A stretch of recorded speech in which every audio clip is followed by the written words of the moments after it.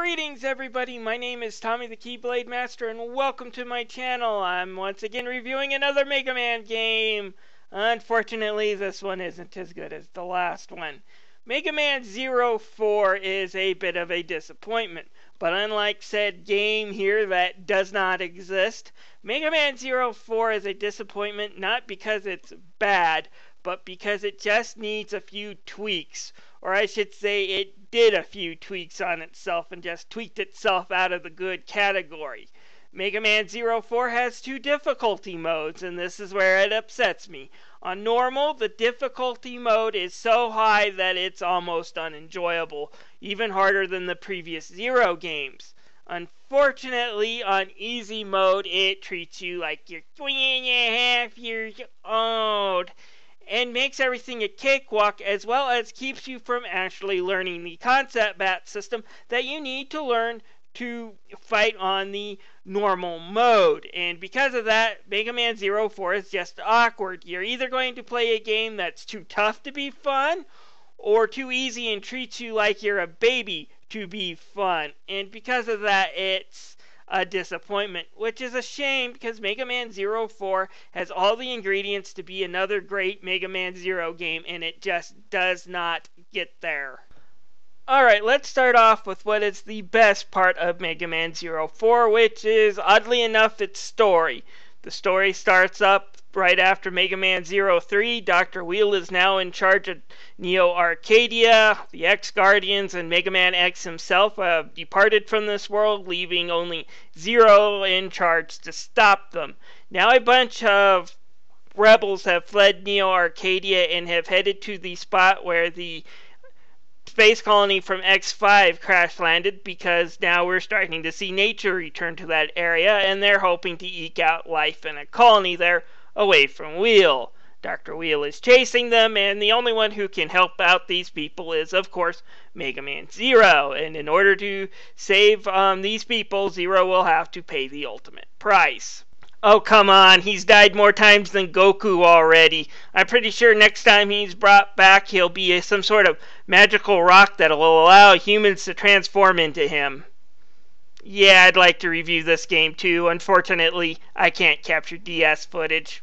Oh well, maybe Capcom will put it on the virtual console soon. It's definitely worth a pickup, and it's better than Mega Man 04. Now let's move on to this game's looks.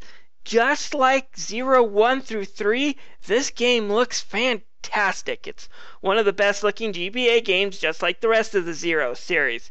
You got some great 2D artwork, you got some great backgrounds, and you got some pretty decent stills for the cutscenes. So overall, it looks pretty good. My only complaint is the new standard grubs, which have this purple and bluish look, don't look quite as intimidating as some of those Mega Man X clone cyborgs we've been cutting through the first 3 Zero games. I guess they made a change just to show in the story that X is indeed dead, so therefore his little grunts have went with them. Now you're fighting Wheel troops instead. Like I said, I just kind of like the original Mega Man looking enemies rather than this new look, but that's just a personal opinion. Overall, this game looks fine. The music and sound in this game is a lot like the other Mega Man Zero games. You still kind of get that action-esque music that you've heard in Mega Man 1 through 3 here, and you still get some of those great hitting and exploding sound effects that you've heard in the other Mega Man Zero games. So basically, it's the same as the other Mega Man Zero games, which isn't a problem for me because I enjoy the sound effect and it just fits the action so well. Here, take a listen. Alright, let's start talking about the most unfortunate part of this game, the gameplay. Mega Man 04 tries to mix the gameplay up, and it unfortunately ultimately fails. None of these ideas are bad, but the fact that they are trying to change the way a game is played in a series that's uber hard, you're going to need something to practice on. The raise in difficulty needs not to be high, or you're going to need an easy mode so people can play around with these ideas. And that's where Mega Man 04 screws up. They throw in an easy mode that teaches you nothing about these new gameplay mechanics. Absolutely nothing. In easy mode, once you get your Cyber Elf friend there. It's already at full power. You just breeze through the game. They also turn off weather, and they turn off the ability to make new chips, something that seems important in normal mode, but they absolutely do not let you even experiment around very much with these things on easy mode.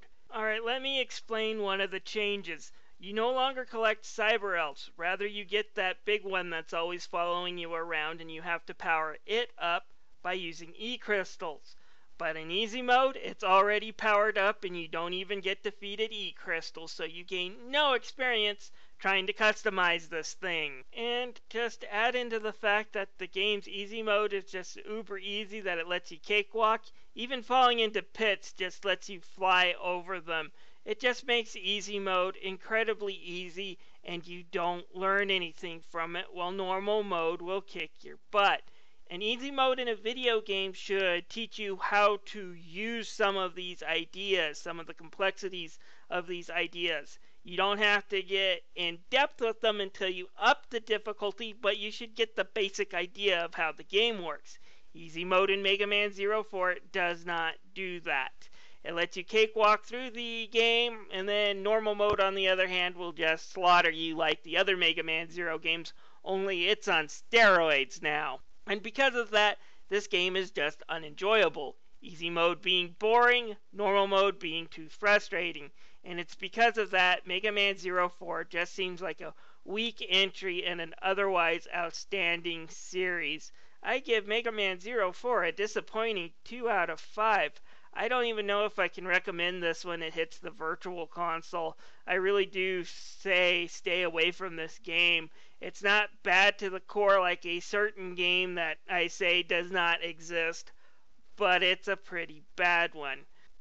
As much as I would like to go on and continuing reviewing the Mega Man ZX series, unfortunately I do not have the hardware to capture DS game footage, because that requires expensive mods, or it requires emulation that can be considered illegal. So until Capcom decides to put that up on the Wii U Virtual Console so I can capture gameplay, I won't be able to review this game. It's a decent game with 1 or 2 flaws. So what game could I review next, I wonder? This game sucks! Uh-oh, I hear a call of the old fart. You see this, kiddies? It's a crappy 3D Mega Man game. No bosses, no Mega Man formula. It sucks. What are you doing back here again? Don't tell me you're just trashing another game because it's slightly different and in 3D. Sure am. This game sucks. We're talking about Mega Man Legends here. I'd say it's the second most influential 3D game I've ever played from the era, with Super Mario 64 being number 1. It brought aspects to Zelda, Metroid, and even open world sandbox before they even became such a thing. It's a really great game that has some H-spots. Then review it, Sonny, I dare ya! Gladly. Next week, Mega Man Legends. And if you have any comments about this week's show, feel free to leave them down below. This is Tommy the Keyblade Master signing out.